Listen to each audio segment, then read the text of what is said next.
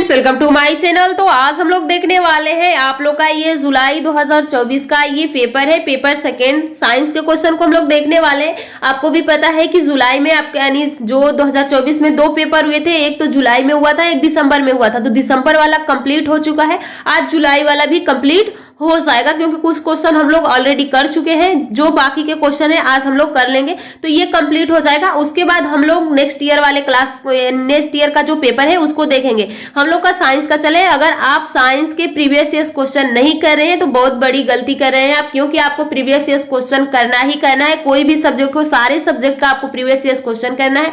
उसके बाद एनसीईआरटी पढ़ना है। एनसीईआरटी अगर पढ़ रहे हैं, उसके बाद प्रीवियस ईयर क्वेश्चन कर रहे हैं और फिर जो एनसीईआरटी के वेबसाइट पे जाएंगे तो उसका एग्जाम्पलर दिया है, अगर उसको कर ले रहे हैं तो बाकी आपको कुछ पढ़ने की आवश्यकता नहीं है। जिसमें कि आप लोग का एनसीईआरटी थ्योरी की क्लास भी चल रही है और एनसीईआरटी एग्जाम्पलर की भी क्लास चल रही है और एनसीईआरटी प्रीवियस ईयर क्वेश्चन भी चल रहा है। तो साइंस के लिए आप इस चैनल से जुड़िए और साइंस में आप अच्छे नंबर ही लेके आएंगे। तो चलिए हम लोग स्टार्ट करते हैं और देखते हैं किस तरह से क्वेश्चन पूछा गया है, क्योंकि हम लोग ये बाकी क्वेश्चन नहीं देखने वाले हैं, हम लोग देखने वाले हैं साइंस के question.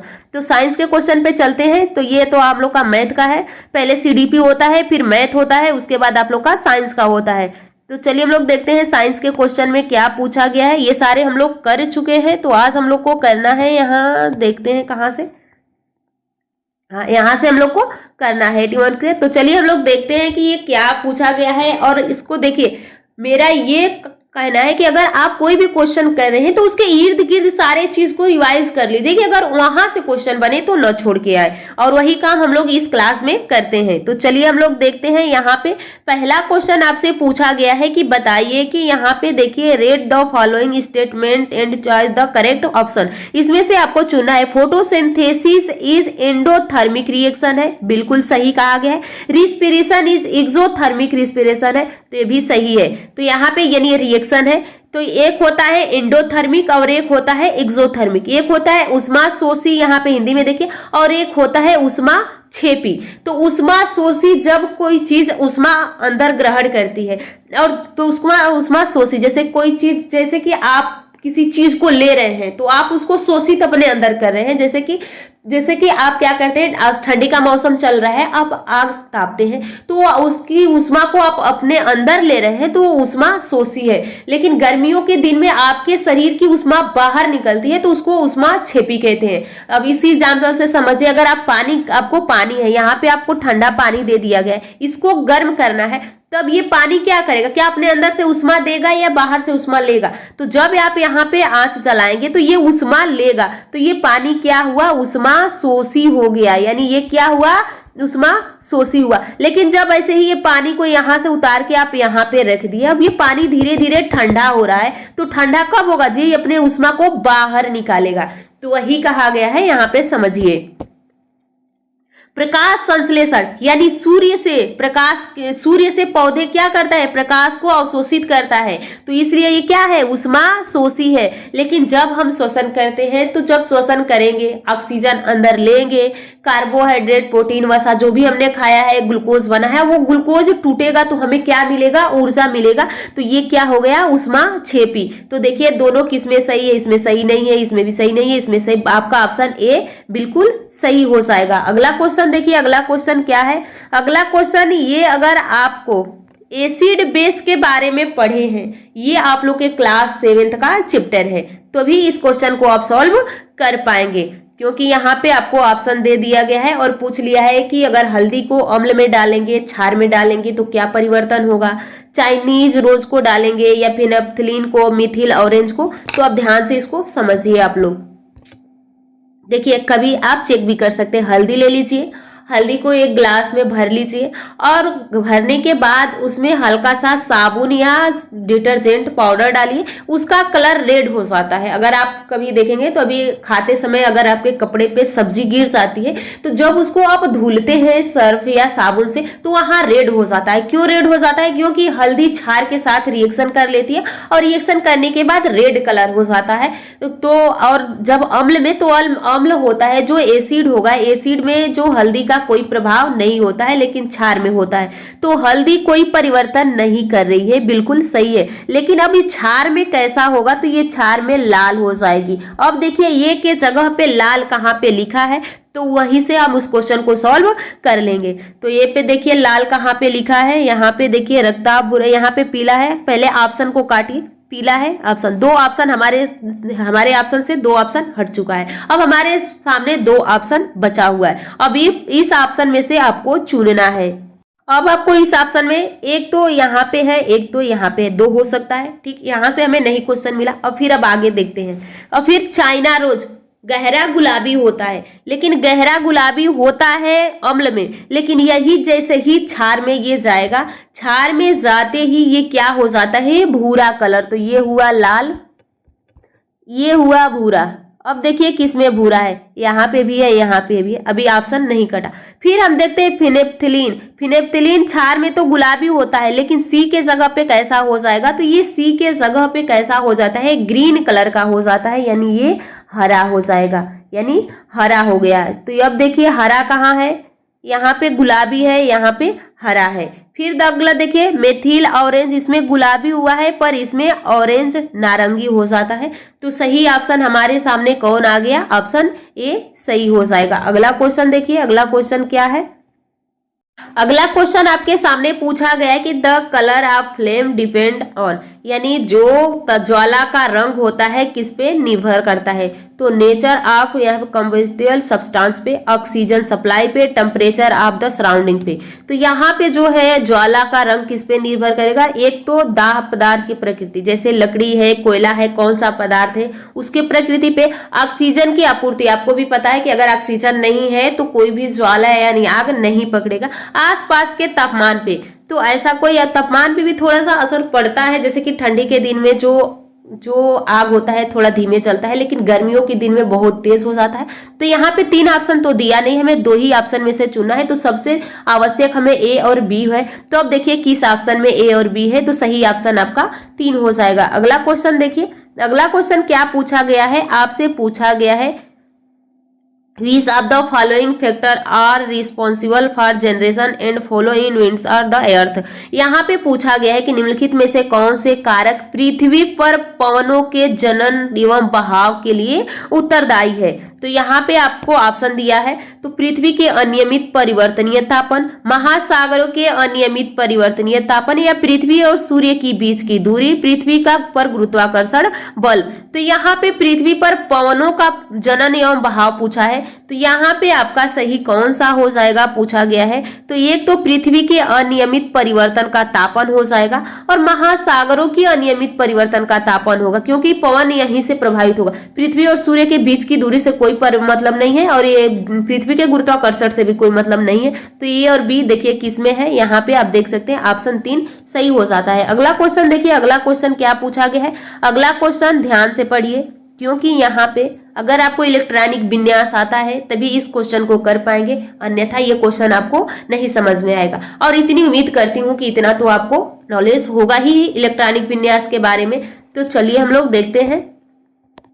The atomic number of A is 13 and the atomic number B का 17 है। The chemical formula of the compound formed from A and B could be. यहाँ से आपको फार्मूला बनाना है, तो ध्यान से नोट पेन लीजिए, और वहां पे क्योंकि मैं रफ करूंगी उसके बाद, क्योंकि थोड़ा सा जगह है रफ करना ही पड़ेगा।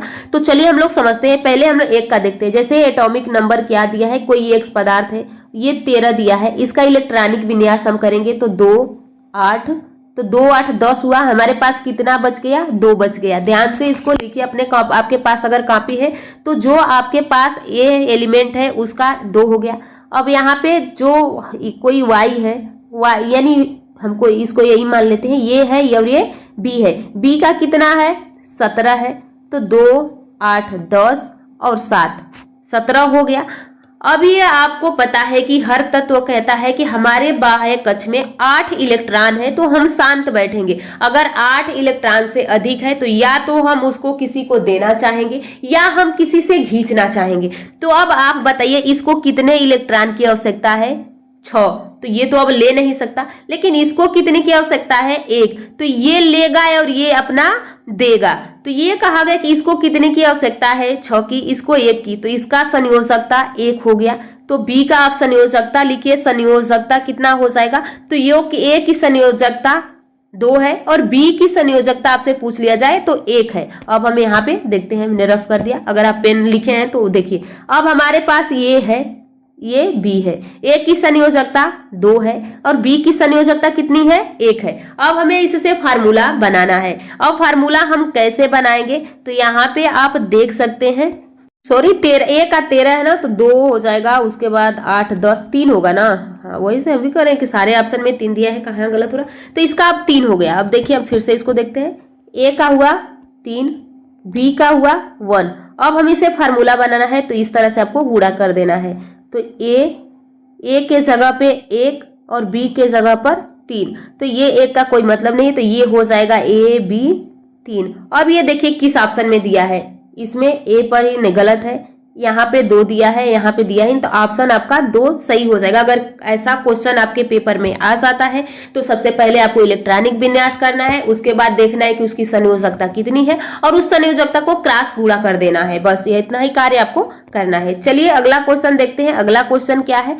अगला क्वेश्चन पूछा गया कि निम्नलिखित में से कौन सा कथन ताप के चालन के बारे में सही नहीं है? Which of the following statement is not true regarding conduction of heat. तो चालन अगर आप समझे हैं, जैसे कि आवेग होता है, चालन होता है, संवहन होता है और एक विकिरण होता है। चालन ठोस में होता है, संवहन आपको संवहन के लिए द्रव हो या गैस हो जाता है, लेकिन विकिरण के लिए कोई पदार्थ, कोई माध्यम की आवश्यकता नहीं होती है। तो यहाँ पे चालन के बारे में पूछा है, सही नहीं है। तो द्रवों की तुलना में ठोस वस्तु में चालन तीव्र होता है। जैसे आपके घरेलू से ही समझिए, आप सब्जी बनाते हैं, सब्जी बनाते बनाते अगर सब्जी चला रहे हैं और जो कलछुल या पलटा होता है आप उसको उसी में छोड़ देते हैं और थोड़ी देर के बाद जब आप उसको पकड़ते हैं तो आपका जो उसका पकड़ने वाला हिस्सा होता है वो भी गर्म हो गया होता है।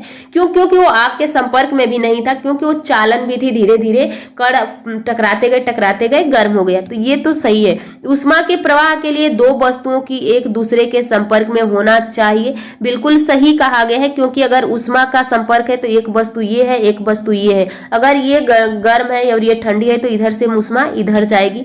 अगला देखिए, अगला है यहाँ पे गैस में चालन नहीं होता। ये दोनों सही है, गैस में चालन नहीं होता है, होता है, लेकिन गैस में चालन एकदम बिल्कुल ऐसा नहीं कि नहीं होता है, लेकिन ठोस और द्रव से कम होता है। लेकिन ये बिल्कुल कह दिया है नहीं होता है, तो यही आपका गलत है और गलत ही ऑप्शन आपका नॉट पूछा है, तो यही आपका सही हो जाएगा। सभी पदार्थ सामग्री उष्मा को स्वयं से समान प्रकार से प्रवाहित होने की अनुमति नहीं देती है, तो ये भी सही है। अगला क्वेश्चन देखिए, अगला क्वेश्चन क्या है? अगला क्वेश्चन यहाँ पे देख सकते हैं, एक वस्तु को जब द्रव ए में डाला जाता है तब वह द्रव के बाहर अपने आयतन का 4 सही 1/4 भाग को के साथ तैरती है। यानी ये कोई, देखिए यहाँ पे ये कोई एक बर्तन है, यानी इसमें जल है, 2 हम ले लेते हैं, ये भी है।